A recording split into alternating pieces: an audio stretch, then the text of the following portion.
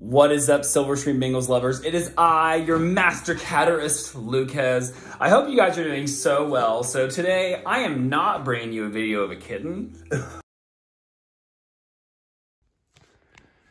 Are you a baby in a basket, Steven? You barely fit because your tummy's so big.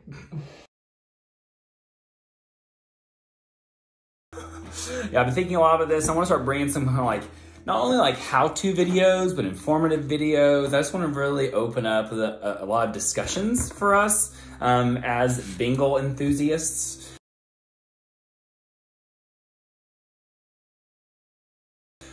So here's the first thing. I had someone reach out to me yesterday and ask me about a kitten, and in the middle of our conversation, she comes back to me and says, actually, I kind of want to get a male and a female, and I kind of want to breed them by the end of the year. And I said, have you bred before? And she says, no, I haven't bred before. And I was like, oh, we got to have a conversation then. So quick rundown of how I started breeding. I got a male from a woman. I was looking for Bengals. I got him for $500. About 2 or 3 months after I get Apollo, I reached out and said, hey, I really love this cat so much. I'm wondering, is he pedigreed? And she goes, yes, he's pedigreed. And I said, oh, cool. Look, can I get the paperwork from you so I can, you know, possibly breed him? I think I might want to breed him because people were like lining up for cats. I mean, if my friends, family saw him, he's like, oh my God, what kind of cat is this? Where can I get one? I was like, you know, maybe I should just breed him myself. It was just a thought in my head. Go through all this drama for that first cat because, okay, I guess according to her contract, she wasn't allowed to sell him to me, which I don't know that for sure. She just went ghost on me. AWOL, she's gone. Ended up getting another female about a year later, and I didn't know how breeding worked. No one told me. I kind of thought that they'd have to like reach a certain size or a certain age and they would kind of know when to do it. Well, unbeknownst to me, they can breed at like 6 months old. So if you get a cat, they can breed at 6 months old. And so my very first time that I ended up breeding, my kitten, she was a kitten, was 8.5 months old. And I took a shower one day and came out and he was on top of her and they had been cuddling and stuff. And he had never made a move on her, like nothing. I mean, like totally normal, nothing's wrong, no mating. Go to the shower one day, I came out and they were having sex. And I broke it up. They never made it again, had 3 babies. And now that's actually one of my oldest kittens. My oldest cats is Anagaya, she's 4. And anyway, so first thing to know about breeding is cats will breed whether you want them to or not. So the first thing I'm gonna open up with today is housing. When you are breeding animals, you have to house them in separate spaces when they're not being watched. So with my house, we have a room up above this one. It's pretty big. I think it's probably like, I'd say 17 by 15 for the girls. Plus there's a den in there. It's about 6 by 6. I'm gonna expand that space over to my attic space and open that up and give it air conditioning and heating. And that's gonna be like, at that point, probably like 40 by 15, plus the rotunda up there, which is a 7-foot diameter round space. So it's gonna be a huge space. And then I have the boys in this room over here to this corner. Now, of course, I let the cats out mostly every day. I go in there every single day, multiple times, but I try to let them out and roam the house when I'm present in the room, in the game room, to hang out with me. But you have to have them in separate housing. Housing is so important because if you don't, you will get babies that you didn't want, or you'll get a cat pregnant that's not ready, which has already happened to 2 people that I've sold pets to as breeders. They've ended up like breeding them at like 8-9 months because they were stupid like me and didn't listen to me, even though I told them don't do this. And they, oh, she got pregnant. I'm like, yeah, well, that's what happens. Like cats breed. You can't just let them breed whenever you want to. Like you gotta really make it up. Housing is the most important thing. I would say if you're gonna be a breeder, your number one thing needs to be, where am I gonna house this cat? You know, on top of that, with the housing of the cats, it's important to remember that as soon as the cat has kittens, my female, my Anagaya, she goes back into heat within 2 weeks of giving birth, like every time. She's had 3 litters in 4 years, and she goes back into heat within 2-3 weeks max. And if we were open space, like we were for a while when I had to move into a different apartment, so my grandma was moving in with me, and we're waiting to build a house and all the way to share space, it was miserable. Every time I left the room, I had to put some cats in the bathroom, some cats in the closet, and some cats were running the space, and I just circled them through, letting them own which of the bigger spaces they had. It was an absolute nightmare. But housing is the most important thing. If you don't have proper housing where you can breed by choice, not because your cats want to do it, you don't need to be breeding. Don't do it. It's bad. Number 2, thing to remember is expenses. Expenses, I was lucky for the first 2 or 3 years. My expenses were very, very, very low. At the time, I was still in college. I wasn't really planning on breeding for very long. I was just doing it for fun because I thought it'd be fun. I was a backyard breeder. I was a backyard breeder. And now look where I am. I have a 500 square foot cattery space upstairs. It's a freaking jungle. It'll be 700 square feet soon. Anyway, expenses, I was really lucky for my first 2 or 3 years. You know, I didn't have a lot of expenses. When the 3rd year came and I started becoming aware of things like testing, optimal selection for PRA, PK-DEF, and 48 other diseases, HCM testing, which that is an entire video on its own. I'm not even going to open that door. When I started doing that and started really going to the vet more consistently, because the first 2 years, I only had 1 litter. And that 1 litter, my vet was in Denton. It was a local college town. It was very cheap. They did one price. It was $50 to see the entire litter. All their vaccines were $10. So cheap. But then as I started expanding into other places and having regular vet bills for all the current breeders, that picked up. That was fun.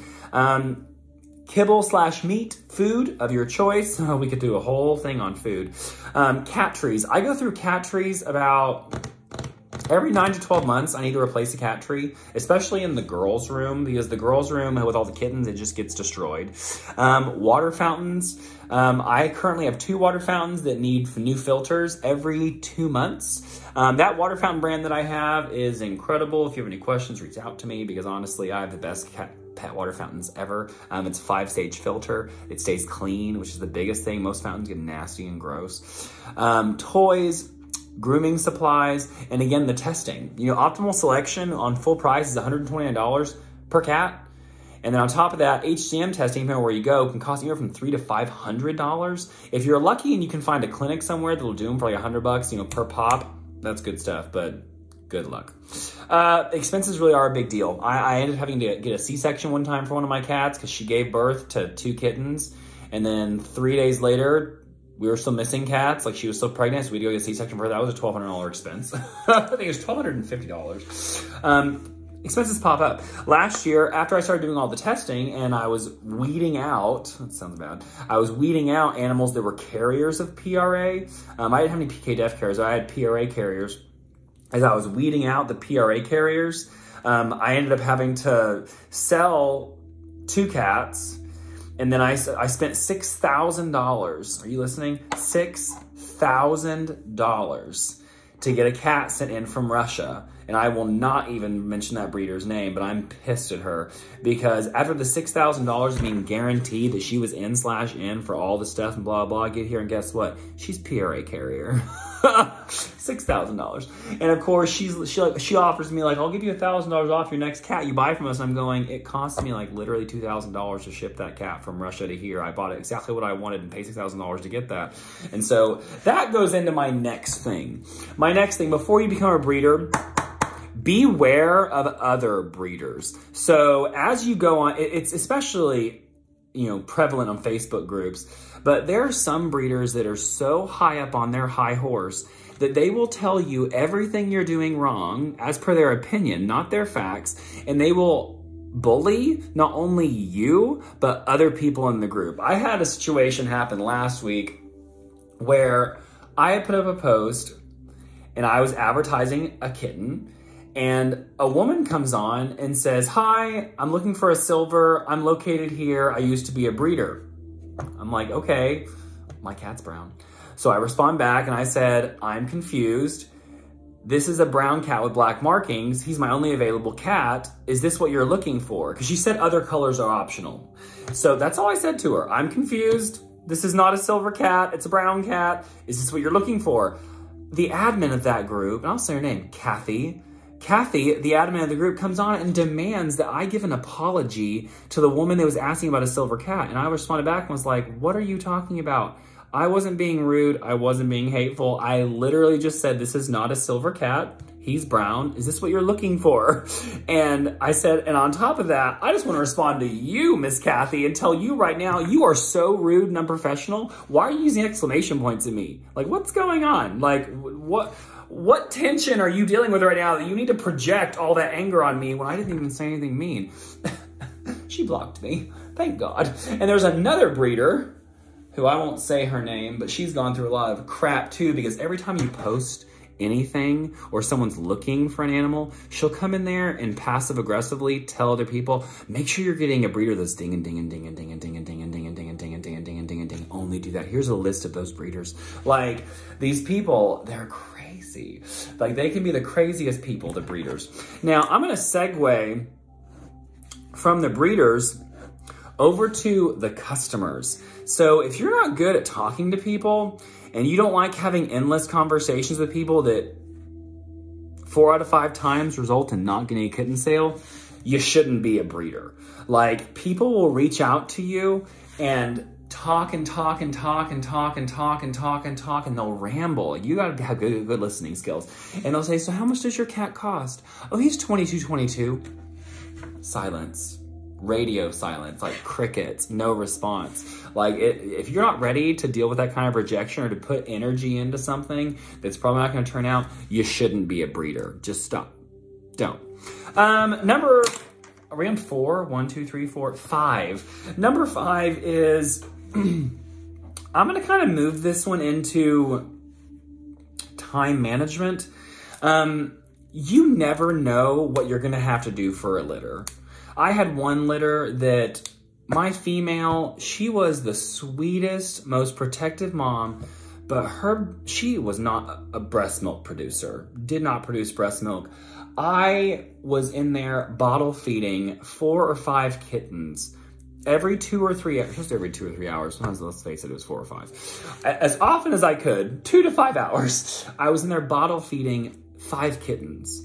And some of them were really good with it, some of them weren't. It would take me, like, from the time I had to make the formula and get it upstairs, it was in the apartment at the time, and feed all those cats, it was like an hour-long process that I was doing every handful of hours. So, I was spending at least 4 hours a day bottle feeding that litter. Like, big commitment. On top of that, with time commitments, like, when my female, the one that had to get the C-section, was due, she was in labor for, like, it felt like 48 hours, where I knew she was about to give birth, and I literally probably slept 6 hours during that 48-hour period because I was waiting and waiting and waiting and waiting and waiting, and then 2 popped out.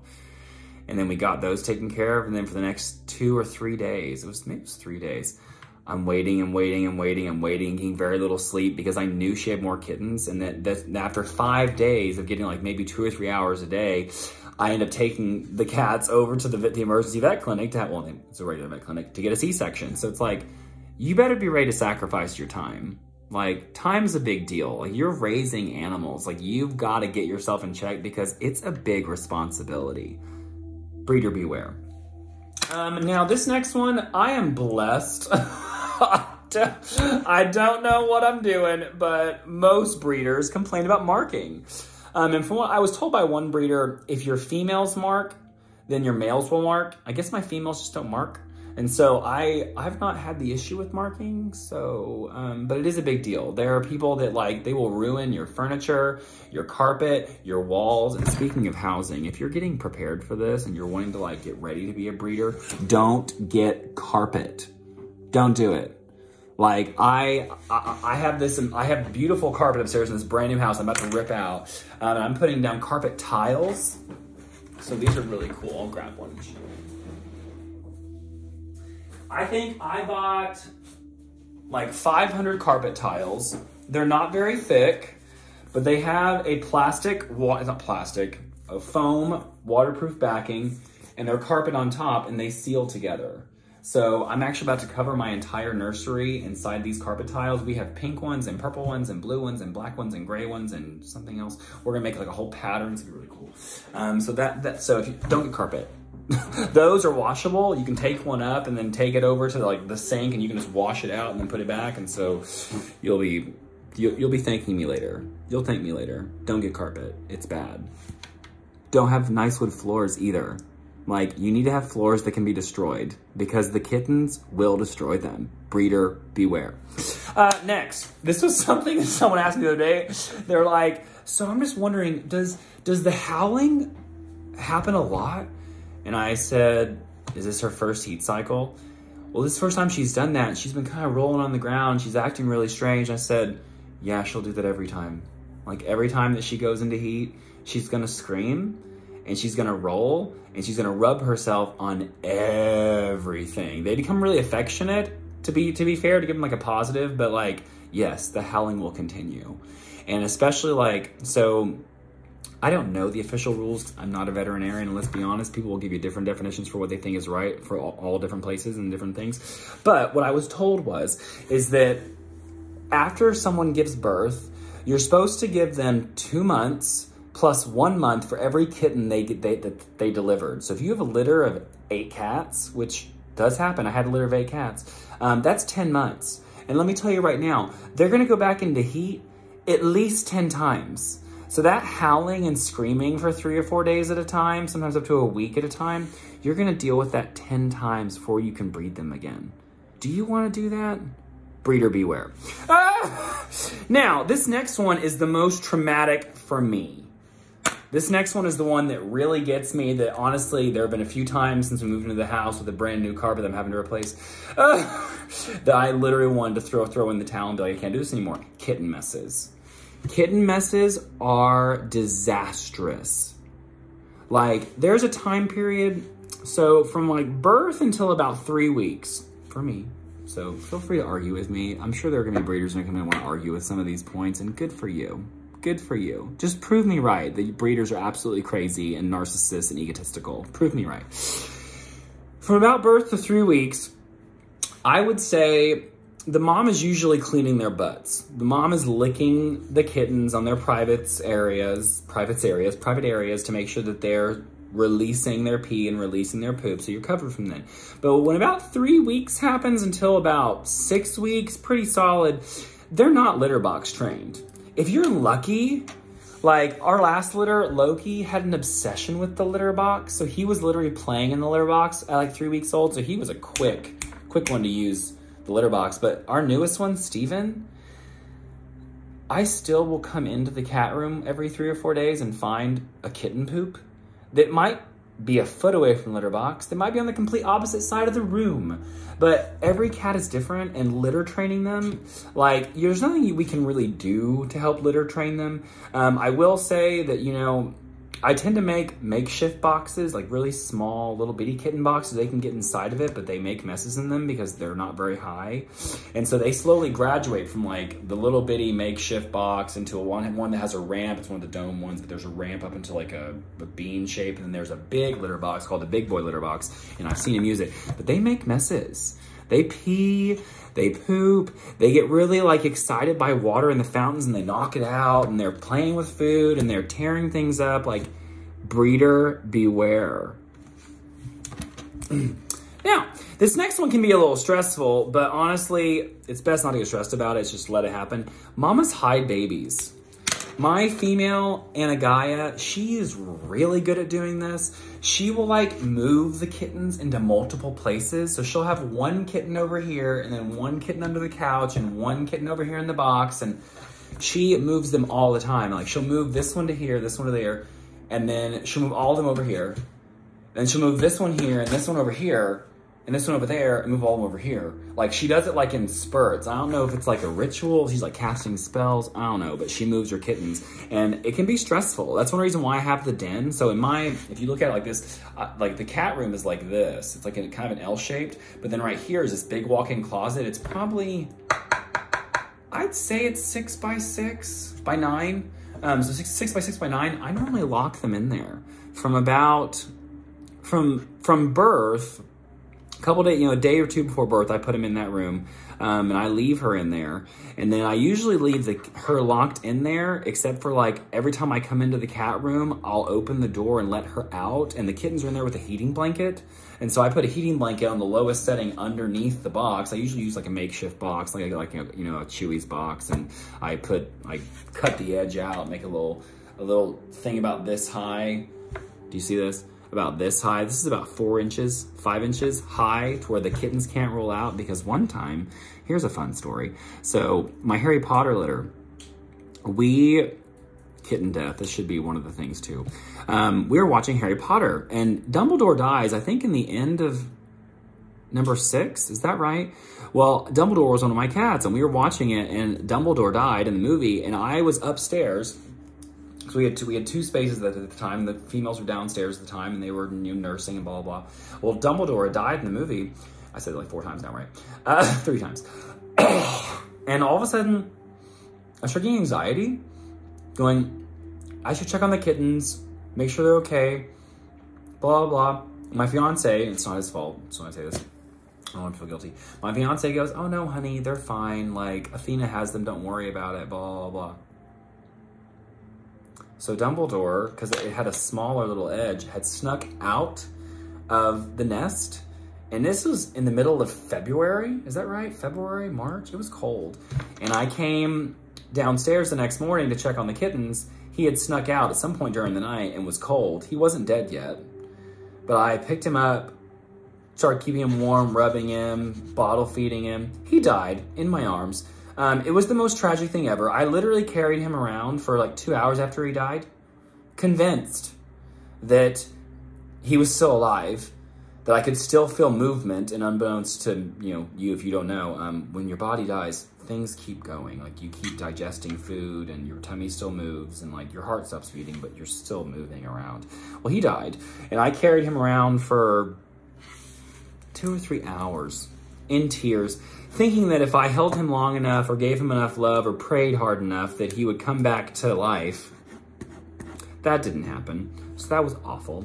The last point I'm gonna make before I go into some positives here is kittens that stay. There are some kittens, like Thor right now, he's almost 5 months old. He's still here. I'm literally in shock. Like, that's what happened to Morpheus too. Morpheus stayed here. And Morpheus ended up becoming my breeding male because his dad was a PRA carrier and he didn't have PRA carrier, so I kept him. This video is long, wow, 22:02. And so that expense comes in too, having to adjust your prices to get a kitten out the door, that happens. Now, I know I just hit you with a lot of information and a lot of like doom and gloom with kittens. I want to kind of wrap this up with some positive at the end. So this has been a very negative video, right? I love breeding cats. I love the Bengal breed first and foremost because they're beautiful. They're beautiful cats. They have amazing coats. I've seen some Bengal breeders online that I'm like, what's wrong with your cat's coat? Because their coats are supposed to be very thick and velvety and soft and like glass. I mean, like it should just, glass is not the right word. It should just slide right down their coats because it's so smooth. They also, in my experience, don't smell like normal cats. That could be because I give them baths once every 6 months. I don't know. But that's another thing to put in there. You gotta bathe your cats. You really do. Some people say you shouldn't, but I bathe them from the time they're kittens. Like when they're 4 weeks old, I start giving them baths because I want them to be used to that, of being like, I can literally take Steven and I can just put him under like the bathtub faucet and just sit there and like rub him and he just has a good old time. He loves it. The blow drying, he doesn't really like the blow drying very much. Let's be honest. I love breeding them. They're beautiful and they're so smart. They're so smart and they're loyal. That's one thing that like, back when I was in an apartment by myself, and it was just open space all the time, I would close off certain doors when I left. Like I would close my bedroom door and I would close the bathroom door. Sometimes I would lock them in the bathrooms when I left because they make messes. Because when you leave animals alone for long periods of time, they make messes. You know, some people put them in like a crate. I put mine in the bathroom because it was a big bathroom. It was probably 12 by 6 and they would just hang out in there. That's also where the litter boxes were. But I love them. And I love connecting people with pets because I see them grow up and there's just this, I name my cats after movies. So there's a movie theme. And I just love it. And I love seeing their names from the movies kind of turn into their personalities. It really like baffles me how sometimes I can name an animal a certain character from a movie and they act just like that character. Kind of like Dumbledore dying. And so, you know, breeding is definitely a great thing, but if you're in it just to make money, like there's some years, like last year when I had to sell my PRA carriers and get new cats, I actually lost money last year. Like, because I bought 3 cats in 1 year. I bought 1 from Russia for $6,000, including shipping. And I got 2 from a breeder in Tennessee, Alabama? Maybe it's Alabama. That cost me another $5,000.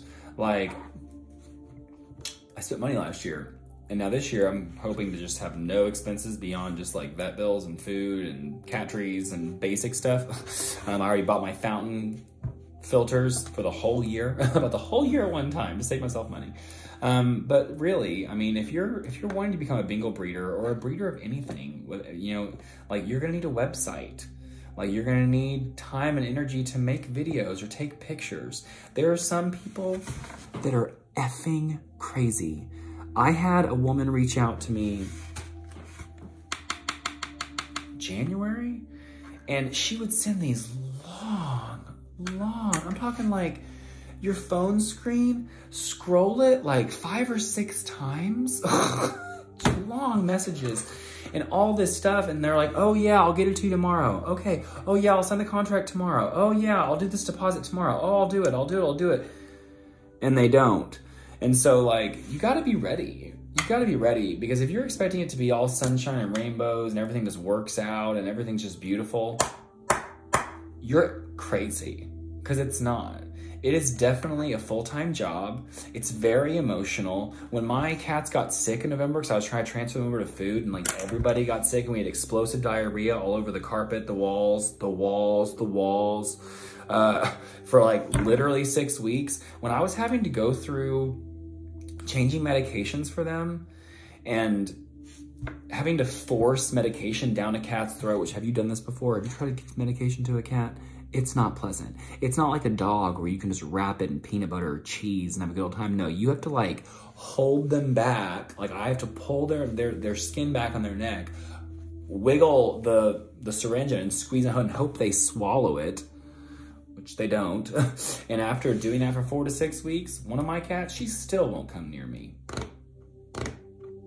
She will not come near me because she associates me with pain and with being forced to do something she didn't want to. And now that relationship with that cat, like she still goes by James. Like she's fine with James. She's fine with other people, but she will not come near me. And if I try to pick her up or pet her, she pees because of what happened. You know, if you're not ready to deal with that emotional strain, don't do it.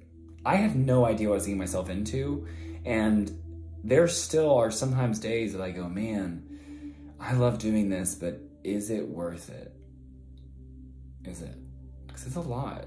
You need to be ready. And I'm really tired of people just being so sweet and positive about everything. I mean, and some people are just negative and nasty, but really this is the reality of breeding animals. Like, you gotta be ready.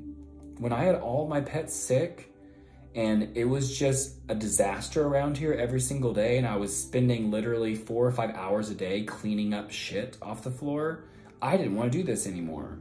When I was having to force feed medication down, at the time, 5, 6, 7, 8, 9, 10 cats, and I still have scars in places. I have a huge scar like right here, all over my stomach from them fighting back. Like, it's a lot. You have to be ready. And people just want to hop in because they're pretty and they're so rare and they want to make an extra buck. Don't do it. Don't do it. Don't do it unless you can handle everything I just gave you. And at 29 minutes and 4 seconds in, that's nothing compared to the time you're gonna be spending every single day taking care of those cats. That's one reason why I work from home now. Like, I have one of my jobs, I'm an over-the-phone psychic intuitive healer, which honestly is perfect for the crazy cat lady, right? And then I have my cats, and I do private lessons and stuff for dance gymnastics on the side, but I don't go anywhere anymore because I need to be here. And you know, like, sometimes I'm thinking about too, if you ever want to travel, you have to like plan your litters around that travel. Like, we're going out of town, we're going on a cruise October 29th to November 3rd next year. I have to plan my litters so that the kittens are a certain age so they can be left alone and then have someone come in and take care of them. Like, it's a big responsibility. So before you go and change your entire life because you're making an extra buck, breeder beware. This has been your master catterist, Lucas. I'll talk to you guys later.